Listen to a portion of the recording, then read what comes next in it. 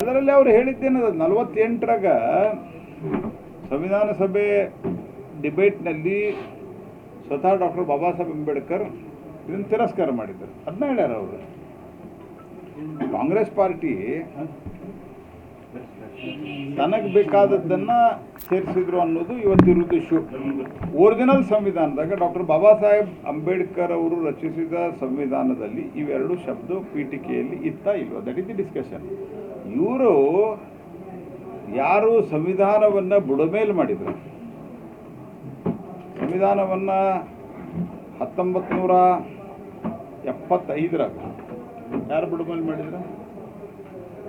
ಕಾಂಗ್ರೆಸ್ ಪಾರ್ಟಿಯವರು 38ನೇ ತಿದ್ದುಪಡಿ, 39ನೇ ತಿದ್ದುಪಡಿ, 42ನೇ ತಿದ್ದುಪಡಿ. ಎದಕ್ಕಂದ್ರೆ 42ನೇ ತಿದ್ದುಪಡಿಯೊಳಗೆ ಸಂವಿಧಾನದ ಸಾಧಾರಣ 35 ಸೆಕ್ಷನ್ಗಳು, 35 ಬೇರೆ ಬೇರೆ ಇವು ಬದಲಿ ಅದು ಪ್ರೊವಿಷನ್ಸ್ ಯಾರು ಮಾಡಿದ್ರು?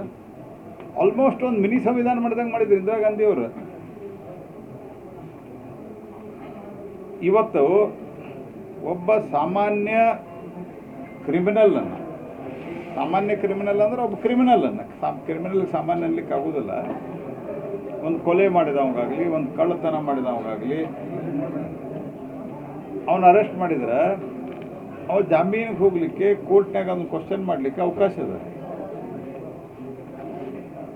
ಈ 38ನೇ ಸಂವಿಧಾನದಲ್ಲಿ ಮತ್ತು 42ನೇ ಸಂವಿಧಾನ ತಿದ್ದುಪಡಿಯಲ್ಲಿ ಯಾರಿಗೂ ಎಲ್ಲ ಅಧಿಕಾರ ಕಸ್ಕೊಂಡ್ರೆ, ಪತ್ರಿಕೆಗಳು ಪ್ರಿಂಟ್ ಮಾಡೋಕ್ಕಿಂತ ಮೊದಲ ಅದನ್ನು ಸರ್ಕಾರ ನೋಡಿದ ಮೇಲೆ ಪತ್ರಿಕೆ ಪ್ರಿಂಟ್ ಆಗ್ತದೆ ಅಂತಿದ್ರೆ. ಈಗ ನಂಗೆ ಭಾಳ ಚಾನಲ್ ಇದ್ರೆ ಹೇಳ್ತಿದ್ರು ಬ್ರೇಕಿಂಗ್ ನ್ಯೂಸ್ ಕೊಡೋಂಗಿಲ್ಲ, ನಾವು ಹೇಳಿದ ಮೇಲೆ ಬ್ರೇಕಿಂಗ್ ನ್ಯೂಸ್ ಕೊಡ್ಬೇಕಂತ.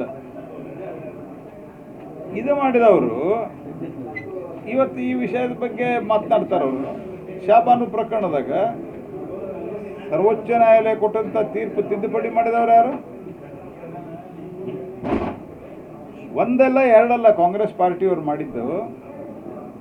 ಹಾಗಾಗಿ ಕಾಂಗ್ರೆಸ್ ಪಾರ್ಟಿಯವರಿಗೆ ಸಂವಿಧಾನದ ಬಗ್ಗೆ ಮಾತನಾಡಲಿಕ್ಕೆ ಯಾವುದೇ ಅಧಿಕಾರ ಇಲ್ಲ.